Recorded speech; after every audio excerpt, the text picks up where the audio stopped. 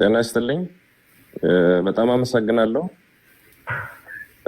ከመነሻው መልእክቴንም አስተላልፈው በድካምና በጉንፋን ጫና ስር ሆኜ ስለሆነ አንዳንድ ምቾት የሚነሱ ነገሮች ቢፈጠሩ ወይ ቢታዩ ከወዲሁ ይቅርታ ጠይቃለሁ። እጅግ በጣም አመሰግናለሁ። መልእክቴን በሚከተሉ አኳኋን በጽሁፍ አቀርባለሁ። ለአብሮነት ኢትዮጵያ ጊዜያዊ አስተባባሪ ኮሚቴ በቅድሚያ በዚህ ዝግጅት ላይ ስለጋበዛችሁን በጓዶችና በትግላችን ደጋፊዎች ስም አመሰግናለሁ።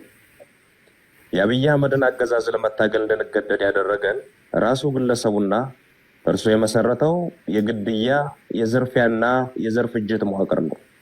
የአማራ ህዝብ መንግስትነትን አሳምሮ የሚያውቅ ለመንግስትነት መጽናትም የሚዋደቅ የነፃነትን ጥቅምና ዋጋ በሚገባ የሚረዳ ህዝብ ነው።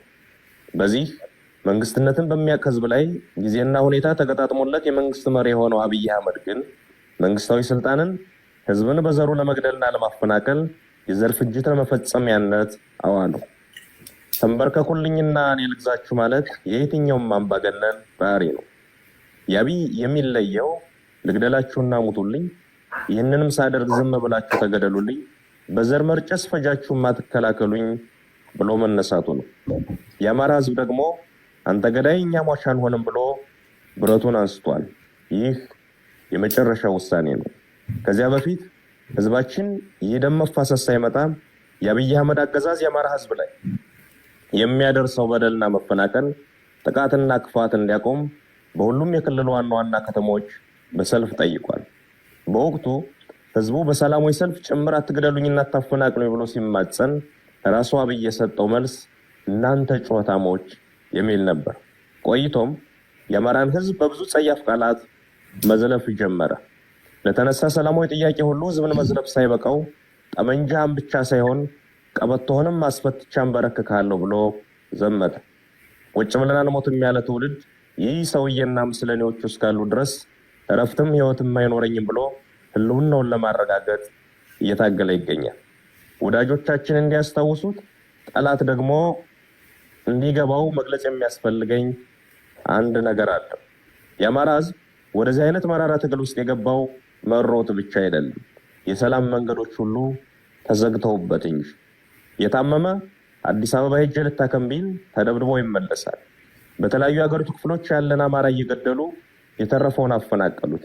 በአንድ ወቅት የተባበሩት መንግስታት ድርጅት እንዳለው በ11 የአማራ ክልል ዞኖች ውስጥ 11 የተፈናቃይ መጠለያዎች ተፈጠሩ።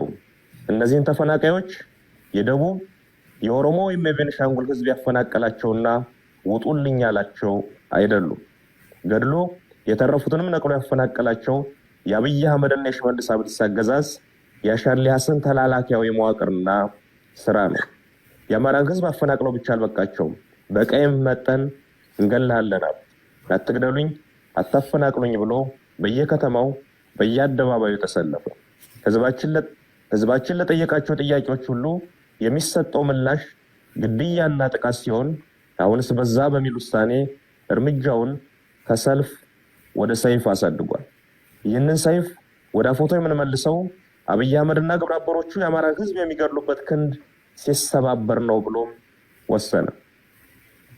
የአማራ ህዝብ አንገት ደፍቶ እንዲኖር የሚፈልግ ኃይል ሁሉ መጀመሪያ እርሱ ራሱ ይደፋል ወይም ይደፋል ብሎ አፈሙዙን ወደ ጥላቶቹ አዙሯል። እናም ሰላም ይምጣ የሚለውን አጀንዳ የአማራ ህዝብ ገና ከማለዳው ሲጠይቀው የነበረና ጥቅሜና ፍላጎቴም የሚከበረው በዚህ መንገድ ብቻ ነው ብሎ የሚያምን እንጂ ፈልጎት ወደ ውጊያ የገባ አይደለም። ተገዶ የገባበትን ትግል እያካሄደ ያለውም ሰላምን ለማጽናትና ለማምጣት በሚወዳት ሀገር ውስጥ በሰላምና ከሚወዳቸው ኢትዮጵያውያን ወገኖቹ ጋር እንደ ልማዱ በትብብርና በህብረት ለመኖር ነው። ሰላም ስትራቴጂካዊ ግባችን ነው። የትግላችን ግብም ህልውናችን በዘላቂነት ማረጋገጥና ሰላምን ማምጣት ነው። ሰላም ይምጣ፣ ጦርነት ይብቃ ማለት የጦርነት ጠማቂዎች ገለል ይበሉ፣ የጦር ወንጀለኞች ለፍርድ ይቅረቡ ማለትም ነው። የአማራ ህዝብ ሆነ የመላ ኢትዮጵያውያን ጠላትና በፈረቃም በጅምላም እየገደለ ሰላም የነሳን ሐኪሙም ወዛደሩም ነጋዴውም አርሶ አደሩም ሰርተው እንዳይኖሩ ያደረገው የአብይ አህመድ ገዳይ መንፈስ ነው። ይህ ገዳይ መንፈስ ሰላምን አይፈቅድም። መንግስትነትና መንግስታዊ ስልጣን እጅግ ጥንቃቄ የሚፈልግና ብቃትንም ግድ የሚል ቢሆንም የአብይ ገዳይ መንፈስ ግን መንግስትነቱን ለማሳየት የሚጥረው የመግደል አቅሙን በማስፋትና በማብዛት ነው። መንግስትነት የማህበረሰብን ችግር ለመፍታት ምን ሰራው፣ ምንስ መስራት ይኖርብኛል የሚል መሰረታዊ ጽንሰ ሀሳብን ማዕከል ያደረገ ቢሆንም የአብይ አህመድ ገዳይ መንፈስ ግን ሲያሰላ የሚሆነው ስንት እናት ገደሉ፣ ስንት ህፃን አረሩ፣ ስንት ሴት ስደፈሩ እያለ ነው። የሀገር ልማት አቁሜ በ10 ቢሊዮን ዶላር እዋጋለሁ፣ ሺህ ዓመት እዋጋለሁ ሲል ያልሰማው ኢትዮጵያዊ የለም። ይህ ገዳይ መንፈስ አሁን ወይም የአማራ ህዝብ አስገዳጅ ሁኔታ ውስጥ ገብቶ ትጥቅ ትግል ማድረግ ከጀመረ ጊዜ አንስቶ የመጣ አይደለም። ገና ስልጣን ከያዘበት ሰሞን ጀምሮ ሲናገረው የነበረ ሆኖም በብዙ ተስፈኛ እምነቶች ምክንያት የተሸፈነለት የሚያንቀሸቅሽ ደም የመፍሰስ ግብና ግብር የነበረው ሰው ነው። አብይ አቅም የሌለው አገር መምራት የማይችል ድውይ ሰው መሆኑን ማንኛውም ተራ ኢትዮጵያዊ የተስማማበት ወቅት ላይ እንገኛለን። የአብይ አቅም ህፃን መግደልና ሴትን መድፈር ነው። የአብይ አቅም ቤተመንግስት ቁጭ ብሎ ከ500 እና 800 ኪሎ ሜትር ላይ ሰው አልባ ድሮን በመተኮስ አራስ መግደል፣ መምህርና ተማሪ መጨፍጨፍ ነው። የአብይ አቅም የድሃን ልጅ እያስገደዱ ወደ ጦር ሜዳ እየላኩ መማገር ነው። አብይ 1 ግራም ፖለቲካዊ እውቀትና እንጥፍጣፊ ወታደራዊ ችሎታ የሌለው ሰው መሆኑን ለማወቅ ባለፉት ዓመታት ያካሄዳቸውን ጦርነቶች ኦዲት ማድረግ በቂ ነው። አንድም ጦርነት ያላሸነፈ ብቻ ሳይሆን ደግሞም ማሸነፍ የማይችል አቅመቢስና አገር ጠል ሰው ነው። የአብይ አቅምና ችሎታ ኢትዮጵያን እየዘረፈ በውጭ ሀገር ፎቅ መደርደር ነው። የአብይ አቅም በቴሌቪዥን እየቀረቡ ድርድር ውሸት ማውራት ነው። አብይ ችሎታ የለውም ማለት ግን ጭካኔ የለውም ማለት አይደለም። ጭካኔውን ልጆቻቸው በወታደሮች እንዲደፈሩ ትዕዛዝ ሲሰጥ የሰሙ እናቶች፣ ወንድሟ አጠገቧ ሲረሽን ያስተዋለች እህት፣ በድሮን ሙሉ ቤተሰቡን ያጣ ቤተዘመድ፣ በመድፍ ቤተክርስቲያኑና መስጂዱ የወደመበት ምዕመን ብቻ ሳይሆን የትኛውም የገጠርና የከተማ ሰው አይቶታል። ይህ ሰውዬ የሚመራው አገዛዝና ለእርሱ ታዛዥ ሆነው የተሰየሙ የሰላም ጸሮች ሁሉ መመንጠርና የጋራ ሀገር እውነተኛ እኩልነትና ነፃነት የሰፈነበት ኢትዮጵያን መፍጠር፣ አንዱ ገዳይ ሌላው ሟች ሳይሆን ሁላችንም ነዋሪ የምንሆንባትን ሀገር መመስረት የዚህ ትውልድ ታሪካዊ ኃላፊነት ሆኗል። የአማራ ህዝብ ይህንን ትግል የሚያደርገው ጦርነትን ለማቆምና ሰላምን ለማምጣት እውነተኛ ፍትህ በማስፈን የእልቂትን ምዕራፍ ለመቋጨት ነው። የአብይ አቅም መግደል ነውና የመግደያ በትሮቹን አስጥሎ ህዝብ በሌሊትም በተኛበት ቀንም በዋለበት እገደላለሁ የማይልበትን ሁኔታ ለመፍጠር ነው።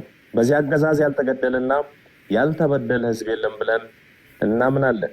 ከዚህ በኋላ ባለችው ኢትዮጵያ ውስጥም አንዱ ተንበርካኪ ሌላው አንበርካኪ የሚሆንበት መንገድ መኖር የለበትም ብለንም እናምናለን። ሰዎችም በሙያቸው፣ በማንነታቸው፣ በሃይማኖታቸውም፣ በጾታቸውም በፈረቃና በተናጠል የሚገድለው የሚያስረውና የሚያፈናቅለው የአብይ አህመድና የምስለኔዎቹ ስብስብ በስልጣን ላይ እስካለ ድረስም የትኛውም ህዝብ ሰላም ያገኛል ማለት አይቻልም። እንደዛም አናምንም። በመሆኑም የጎንዮሽ አለመግባባቶችን እየፈታን ዋናው የሰላማችን እጦት ዘበኛ የሆነውን አገዛዝ ለማስወገድ በሁሉም አይነት መንገድ መናበብና መነጋገር ያለብን ወቅት ላይ እንደምንገኝ ማስታወስ ያስፈልገናል። ይህ ግለሰብና ሎሌዎቹ አገሪቱን ይጠሏታል። የእያንዳንዳችንን ህይወት ማሳጣት ሲያቅታቸው አገር አሳጥተውን እነርሱ ወዳዘጋጁት ሀገር መፈርጠጣቸው አይቀርም።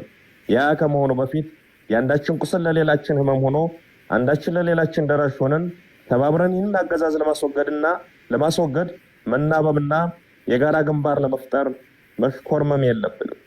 የኢትዮጵያን ፖለቲካ ኃይሎች ገድዬ አሰሬና ከፋፍዬ ጨርሻለሁ የሚለውን የአብይ አህመድን እብሪት በመተባበርና በመነጋገር አንድ ሀገርና አንድ የጋራ ጠላት አለን በሚል መንፈስ በመረባረብ ማሳየት መታገል ይኖርብናል። አብሮነታችን መጀመር ያለበትም ከዚህ ነው። የጋራ ሀገር የጋራ ጠላት አለን፣ በጋራ መታገልም ይገባናል ብለን ማመን። ይህንን ስናደርግ ሰላምንም እናመጣለን፣ ጦርነትም ያበቃል። አዲስ ትውልድ፣ አዲስ አስተሳሰብ፣ አዲስ ተስፋ። ክፋት ለማንም፣ በጎነት ለሁሉም። አመሰግናለሁ።